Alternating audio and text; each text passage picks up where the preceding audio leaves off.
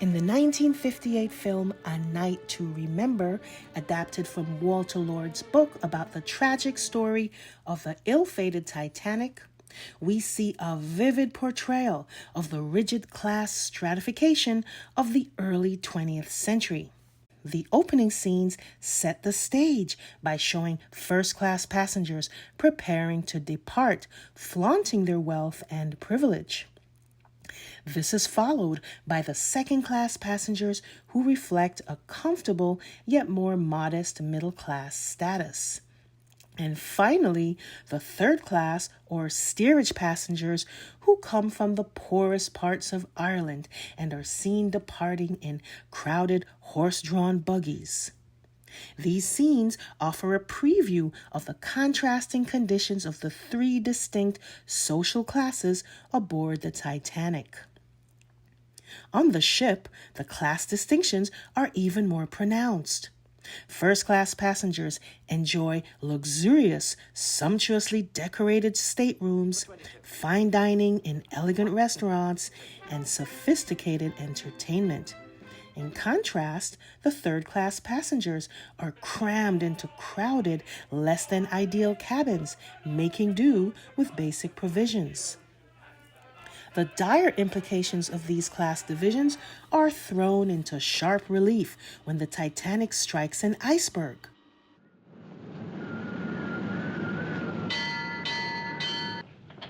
Hard to starboard. Hard to starboard, sir. Full astern, both. Full astern, both, sir. Close watertight door.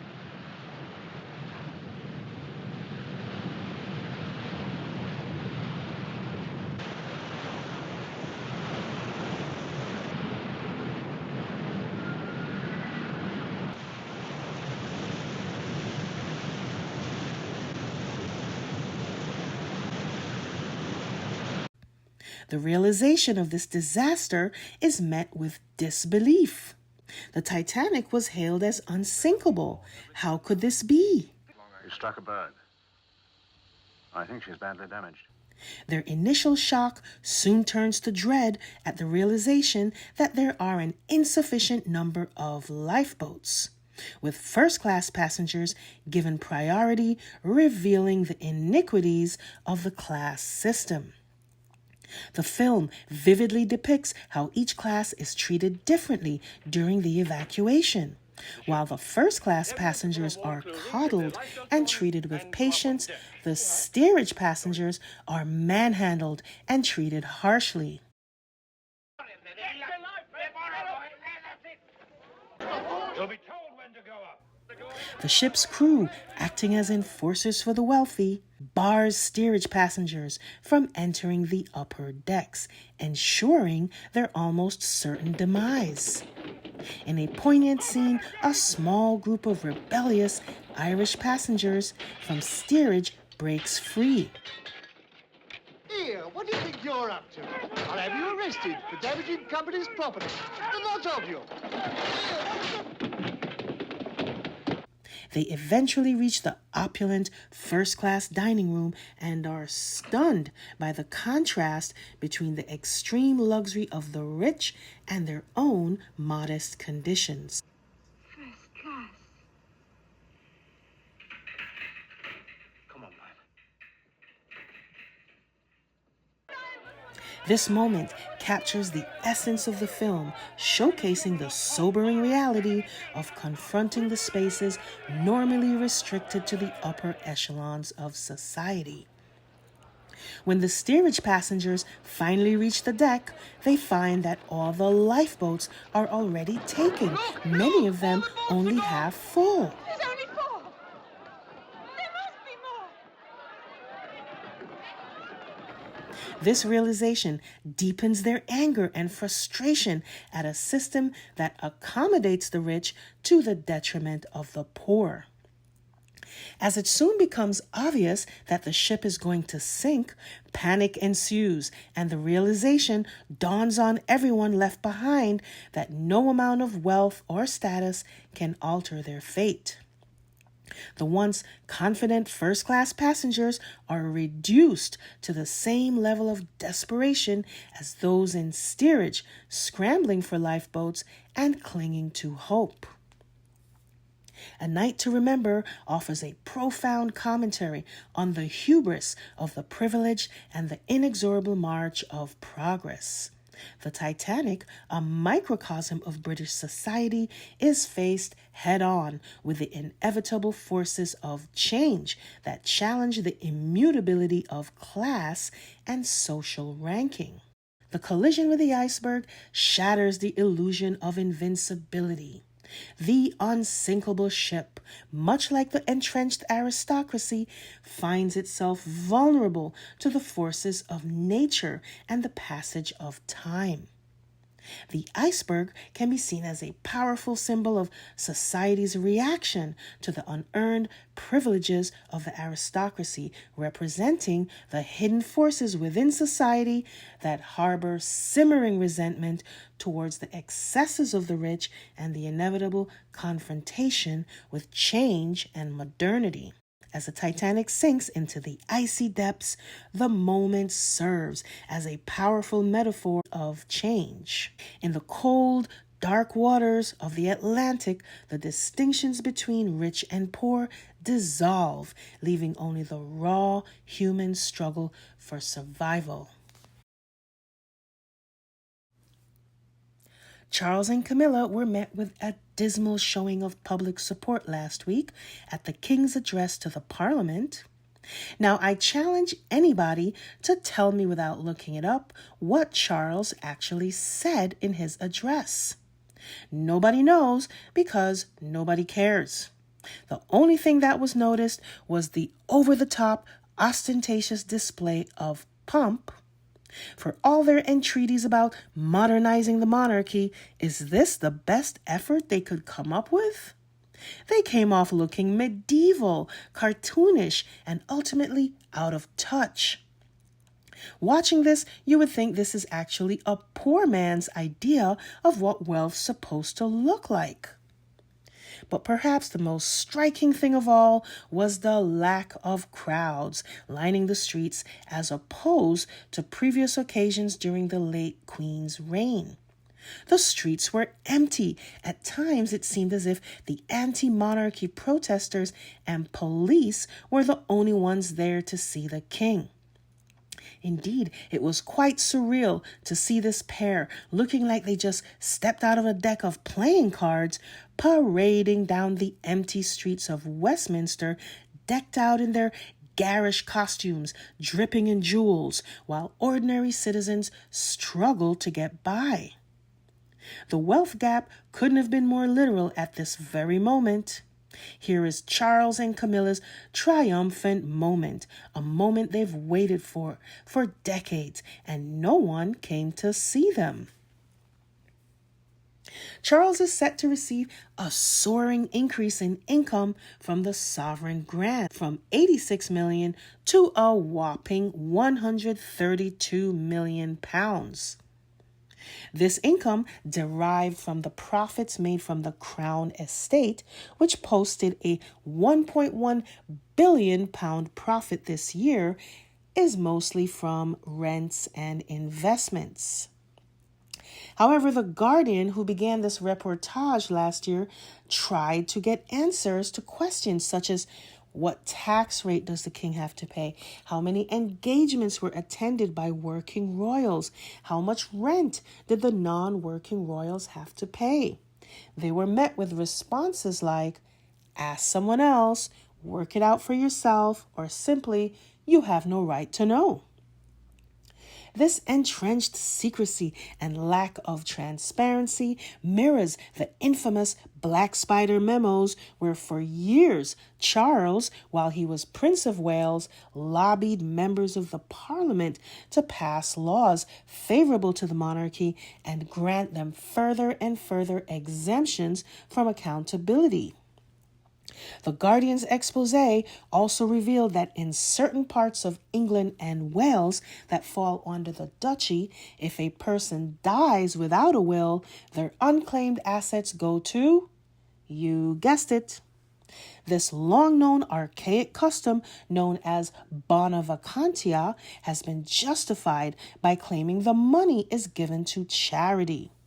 However, upon further investigation, the Guardian discovered that these funds were actually being used to renovate their various rental properties, generating even more income. It's good to be king, folks. Then there is the matter of bequests. It was revealed this week that upon Harry's 40th birthday, he is set to receive an inheritance from the late Queen Mother, whom he fondly referred to as Gangan in his book. Under British law, wills are public. However, surprise, surprise, the royal family is exempt from that as well. This exemption dates back to a sex scandal in 1911 at the request of Queen Mary when her brother, Francis of Teck, bequeathed jewels to a woman with whom he was having an affair. Queen Mary was not too happy about this, so she lobbied the government to have the wills of the royal family sealed, just so that she could take back the jewels. This year, the Prince and Princess of Wales received the first full annual payout from the Duchy of Cornwall, amounting to well over £20 million. Like the income derived from the Crown Estate, the Duchy of Cornwall makes a profit each year, mainly from rents and investments. Now, it has long been debated that the income derived from the Duchy of Cornwall should go toward the public rather than to continue to finance the lavish lifestyles of the Waleses, even though they have reduced their work output. Graham Smith, who leads the Republican group pushing for the end of the monarchy, says of William likes to claim he works hard, adding one issue after another to his list of missions. First, he'll tackle Middle East peace, then the environment, and now homelessness. The truth is, he barely works at all. He goes on to say, "It takes a deep sense of entitlement and complete lack of serious scrutiny for William, Kate, and the others to rake in multi-million-pound fortunes to enjoy the status and privileges of their positions while doing so little." Now, William and Kate are required to pay taxes, but apparently disclosure is on a voluntary basis. When questioned about the amount of taxes William paid, their queries were met with the usual stonewall of privacy. They claim that much of their income goes towards charitable endeavors. But with this refusal to disclose his taxes, it makes it difficult to audit how much actually went to charity as opposed to in his own pocket. And so William, like his father, is trapped in a system that requires no effort on his part to be good at anything. Just being born first is enough. We keep reading about all his undertakings that never really seem to amount to much. And failure after failure eventually results in anger and ultimately blame. His legendary outbursts are manifestations of his frustrations in life. Like Charles, he sees any attention paid to anyone other than himself as a slight. He sees his brother, the Spare, being honored on the global stage. This wasn't the way it was supposed to go. This wasn't what he was taught.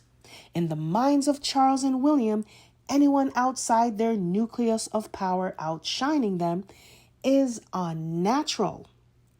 William is forever aggrieved because he is stuck in a cycle of mediocrity. But Charles and William were actually programmed from infancy to believe that they are superior to their siblings. This is not unique, of course, to the British royal family. The practice of favoring the firstborn child, often called primogeniture, has been prevalent in many cultures around the world and has deep historical roots involving inheritance and social status. In medieval and early modern Europe, primogeniture was a common practice among the nobility, which ensured that estates and titles were passed down to the eldest son, which helped to keep the estates intact and maintain family wealth and influence. The firstborn son inherited everything, while the younger sons had to find their own way, often through military or religious careers. But here's the thing. This outdated ideology employed in practical measure by the British royal family is actually self-destructive. It is a naturally contracting system. It pulls inward toward the heirs and the heirs alone rather than expanding outward, because heaven forbid one of the spares or the spouses of spares happen to be better than them at something. That is unforgivable.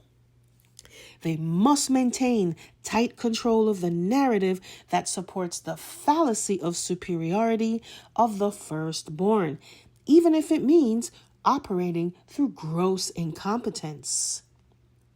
Folks, zooming out, the entire system of the British monarchy is a story of obsolescence. Their penchant for secrecy, combined with futile efforts to excel at anything worthwhile, all while suppressing the potentials of less senior royals who, heaven forbid, might be better than them at something, is the result of what you see today: a dying monarchy, grasping for relevance and the reverence of a bygone era that is rapidly sinking before their eyes. But folks, they're not going down without a fight. Unlike the battle for supremacy in previous centuries, where disagreements were settled through bloody jousting tournaments and outright wars, the battlefield of the 21st century is the minds of the public. That's where the press comes in. The press are the foot soldiers of the elite in this modern battle, and they know that amid their waning popularity, they can't win the PR war without the press. But folks, what happens when a member of their own decides to go to war with the press?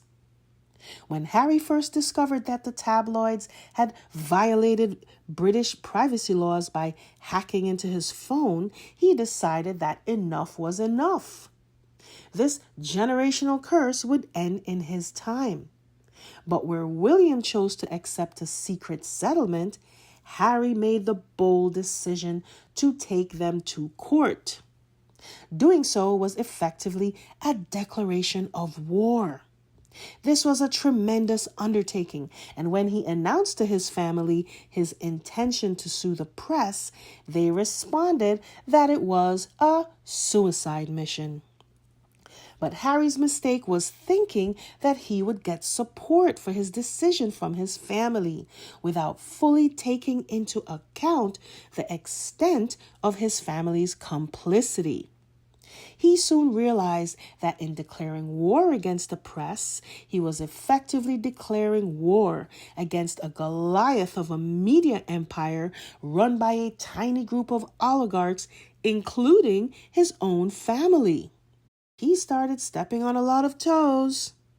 And when you take all that into account, the picture becomes a little clearer as to why he is constantly portrayed so negatively by the press. Did you ever wonder why story after story attempts to paint him as the villain, as aggrieved or whinging or desperate? This is all a part of the 21st century battleground of the mind. There aren't too many independent reporters willing to take on that battle, not necessarily on his behalf, but on the behalf of ethics, morality. Why should they continue to get away with destroying people's lives?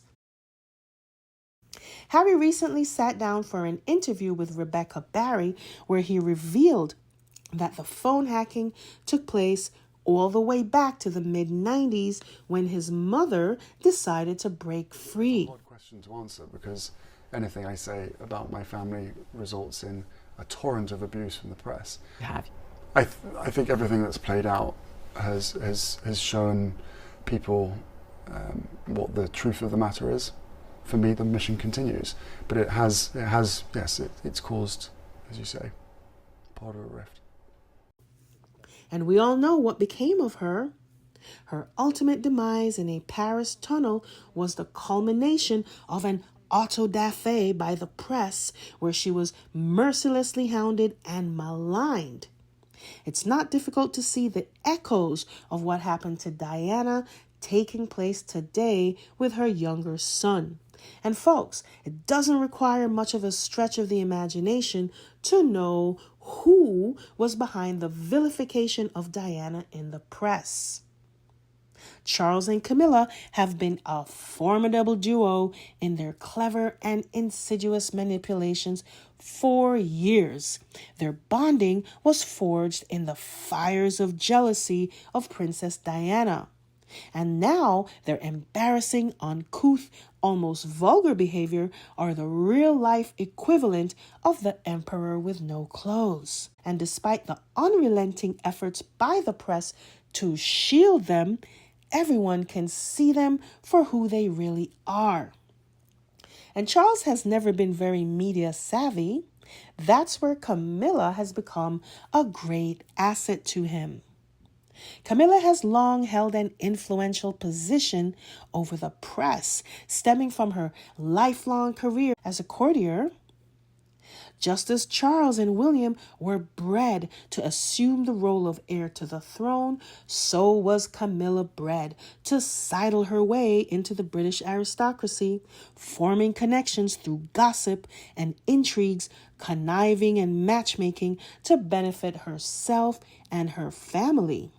The late queen kept her under control to an extent, and almost immediately after the monarch's death, Camilla was unleashed, and she is determined to make up for all those lost years in Diana's shadow. And lest we forget the bizarre saga of the missing princess, which dominated the headlines for the first part of the year. Now they're on vacation again. Folks, what you are witnessing are the embers of a dying institution, and in their resistance to evolve, they have rendered themselves obsolete.